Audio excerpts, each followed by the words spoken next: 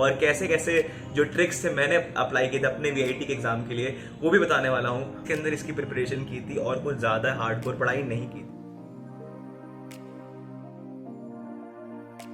So hey guys what's up, I hope you guys are doing great. आज हम बात करने वाले हैं वीआईटी वेलोर कैंपस में कौन सा एंट्रेंस एग्जाम देके आप एंटर कर सकते हो, कब है इसकी लास्ट डेट, रजिस्ट्रेशन कब तक रहेगी, और भी बहुत सारे डाउट्स इस वीडियो में हम क्लियर करने वाले होंगे।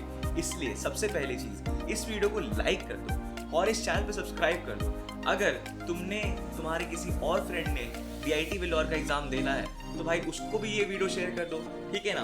इस वीडियो को एंड तक देखना क्योंकि इस वीडियो में बहुत मजा आने वाला है। इसमें मैं बहुत सारी चीज़ें बताने वाला हूँ और कैसे कैसे जो ट्रिक्स थे मैंने अप्लाई किए थे अपने वीआईटी के एग्जाम के लिए वो भी बताने वाला हूँ। और बस इस वीडियो को देखते रहो और चलो। वीआईटी अपना खुद का एक एंट्रेंस एग्जामिनेशन लेता है जिसका नाम है वीआईटी ट्रिपल ई एग्जाम, ठीक है, जिसका फुल फॉर्म तुम जान लो, Vellore institute of technology engineering entrance examination, ठीक है। ये होगी तुम्हारी वो।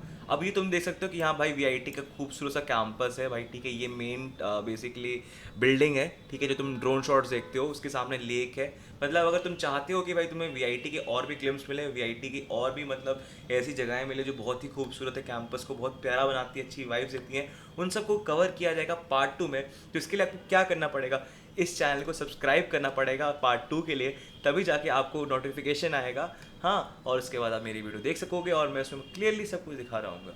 चलो बात करते हैं इसके एनआरएफ रैंकिंग की। भाई NRF ranking basically ministry of education की साइड से आती है, उनकी खुद की साइट पे, ठीक है। उसके हिसाब से 2021 के हिसाब से देखा जाए तो भाई वीआईटी को 12th best research institution of India की रैंक मिली है और उसके बाद 12th best engineering institution of India की रैंक मिली है।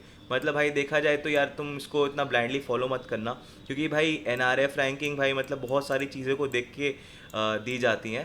तो इसको मैं कहूँगा नहीं कि इतना ब्लाइंडली फॉलो करो, बाकी सारी चीज़ें देखो, हर चीज़ भाई तुम देख लो यार, बहुत अच्छे अच्छे आईआईटीज़ की एनआरएफ रैंकिंग से कम होगी, बट वही तो समझ रहे हो ना।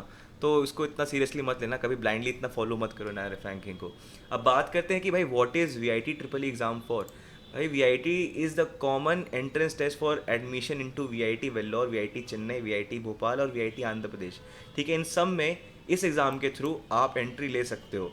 अब कितने लोग इस एग्ज़ाम को दे रहे होते हैं, तो 2 से 3 लाख लोग कम से कम इस एग्ज़ाम को दे रहे होते हैं। उसके अंदर आपको उसके अंडर 1 लाख के अंदर आपको आना होता है। अगर आपको इसके किसी भी कैटेगरी में एडमिशन लेनी है तो आपको अंडर 1 लाख के अंदर आना पड़ेगा, तभी जाके आपको इसके अंदर सीट मिल पाएगी, ठीक है। तो how many marks is V I triple E for. तो भाई ये इसका जो पैटर्न है वो आप देख सकते हो। मैथ्स में 40 क्वेश्चन रहेंगे, फिजिक्स में 35, केमिस्ट्री में 35, इंग्लिश में 5 और एप्टीट्यूड में 10।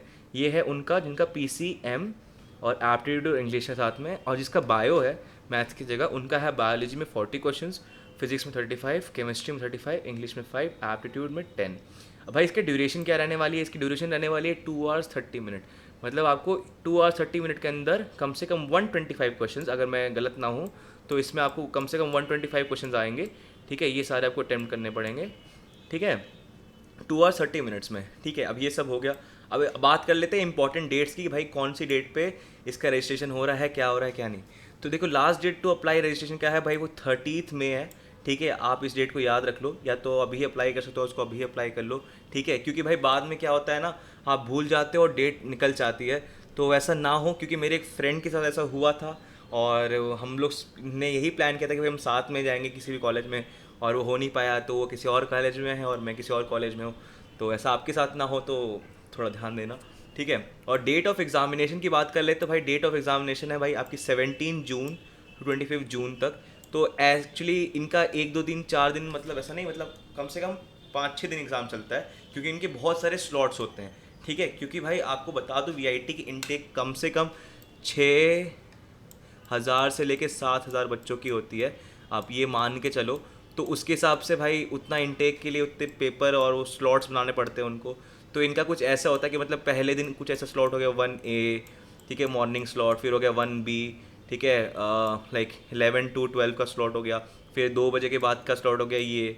तो इनके 4 स्लॉट होते हैं हर दिन के हिसाब से, और फिर आपका पेपर होता है सिर्फ डिसाइड। रिज़ल्ट इन्होंने अभी बताया नहीं अपनी साइट पे, ये बता देंगे इनकी साइट पे। और काउंसलिंग डेट रिज़ल्ट मतलब मान के चलो रिज़ल्ट इनका 1 महीने का अराउंड आ जाता है लगभग लगभग, ठीक है। और काउंसलिंग डेट की बात करो तो भाई काउंसलिंग 2 हफ्ते के बाद या 1 हफ्ते के अंदर ही चालू हो जाती है। मेरी तो भाई 1 हफ्ते के अंदर ही हो गई थी और हमसे पैसे मांग लिए थे ऑनलाइन काउंसलिंग के। तुम्हारा वहाँ ही होगा, वहाँ पे एक जगह है, वहाँ पे एक ऑडिटोरियम है, वहाँ पे तुम्हारा काउंसलिंग होगा, तुम ऑफलाइन वाले हो, ठीक है। अब बात कर लेते हैं भाई VIT ट्रिपल ई देने से भाई कुछ स्कॉलरशिप वॉलरशिप मिलता है कि नहीं इस कॉलेज में। तो भाई हाँ मिलता है स्कॉलरशिप, डिपेंड करता है कि आपकी रैंक कौन सही है।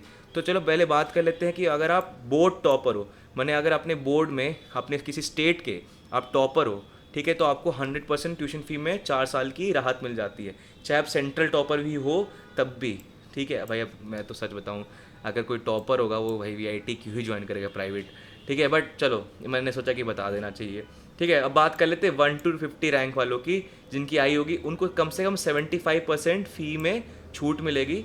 और अगर जिनकी 51 to 100 आई होगी तो उनको 50%, और वैसे जैसे 101 से 1000 की आई थी उनकी 25%, ठीक है। अब कुछ इंपॉर्टेंट चीज़ इसके बारे में जान लो, जो ज़्यादा दिमाग पे जोर मत देना।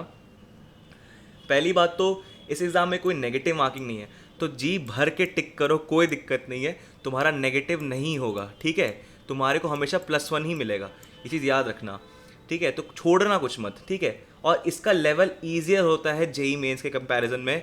JEE मेंस ये कम से कम मान के चलो बहुत हल्का होता है, ठीक है। CBSE से लेवल का थोड़ा सा ऊपर मान के चल लो, हाँ उससे ज़्यादा नहीं, ठीक है। और भाई पढ़ने के लिए किताब लोग पूछते हैं, बहुत सारी बुक्स भाई रेफ़र कर दो, ये सब कर दो, तो यार CBSE पढ़ लो, ठीक है। अगर ज़्यादा से ज़्यादा लगता है तो यार इनकी एक VIT ट्रिपल ई बुक आती है अमेज़ॉन पे, ठीक है। मतलब मैंने तो मंगाई थी ऐसे ही मज़े के लिए, बट मैं टू बी वेरी ऑनेस्ट बताऊँ भाई, CBSE सारे इनके आगे थे।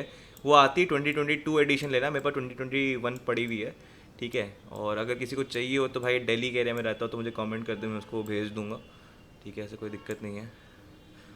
तो भाई ये वाली है, अमेज़ॉन पे लिख देना, कम से कम 250 की आती है या 300 के बीच में ऐसे आती है, ले लेना, कोई दिक्कत नहीं है। चलो मैंने जहाँ तक प्रॉमिस किया था कि भाई मेरा जो रिज़ल्ट है वो भी मैं शेयर करूँगा, तो रिज़ल्ट टाइम देखो भाई, फ्लेक्स लिख दिया भाई ने एकदम पूरा, ठीक है। तो स्टार्ट करते, दिखा देते हैं एक बार। देखो मेरी आई थी 442 आई थी, डिसेंट थी, ज़्यादा भी अच्छी नहीं कह सकते, मतलब ओके थी, ठीक है। और मैं मुझे स्कॉलरशिप मिली थी भाई कॉलेज की तरफ से, 25% 4 साल के लिए मिली है। और इसके लिए भी एक क्राइटेरिया होता है, मैं बताना भूल गया, अच्छा याद आ गया। देखो अगर आप वो हो स्कॉलरशिप वाले बंदे हो तो आपको 8 CGPA रखनी पड़ेगी अपने सेम्स में, ठीक है। इसका ध्यान देना, अगर इससे कम होती है तो वो आपकी स्कॉलरशिप कैंसिल कर देते हैं। तो आप चाहते हो कि भाई स्कॉलरशिप मिले और उसको मेंटेन रखना चाहते हो 4 साल तक, चाहते नहीं हो कि भाई वो बीच में छिन जाए, तो एटलीस्ट ट्राई करना कि अपनी इसको CGPA को हमेशा ऊपर रखो 8 से, ठीक है। और बस that's it, best of luck for your exam guys, ठीक है। और आई होप ये वीडियो अच्छी लगी हो आपको। मैंने बहुत रॉ फॉर्म में बनाई है, मैंने सोचा नहीं था कि भाई मैं फ़र्स्ट टाइम किसी कॉलेज का रिव्यू करूँगा। मैंने इतने सारे लोगों का देखा था और मैं सोचा कि भाई चलो एक PDF बेटर रहेगा, तो मैंने ये PDF को शेयर भी कर दिया है, आप डिस्क्रिप्शन में जाके इस PDF तो आई होप कि आपके सारे डाउट्स क्लियर हो गए होंगे VIT ट्रिपल ई एग्जामिनेशन के बारे में, कि भाई इसका मैट्रिक्स कैसे है, इसकी डेट्स कब हैं और रजिस्ट्रेशन कैसे करना है, ठीक है। अब बात करते हैं कि भाई मैंने क्या स्पेशल प्रिपेयर किया था अपने टाइम पे। तो गाइज मैंने सिर्फ 20 डेज़ के अंदर इसकी प्रिपरेशन की थी और कुछ ज़्यादा हार्डकोर पढ़ाई नहीं की थी। बहुत सिंपल अपनी एक्सरसाइज को सॉल्व किया, एडिशनल एक्सरसाइज को भी importance the equally.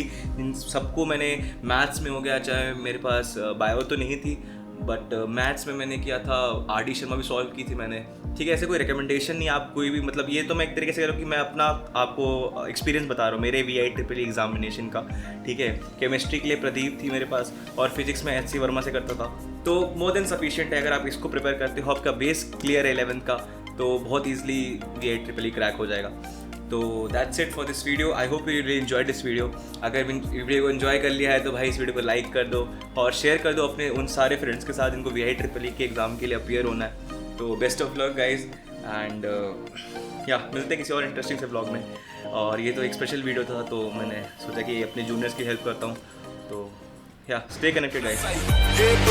Rolling like a big shot, Chevy tuned up like a NASCAR pit stop. Fresh paint job, fresh inside, with the outside frame.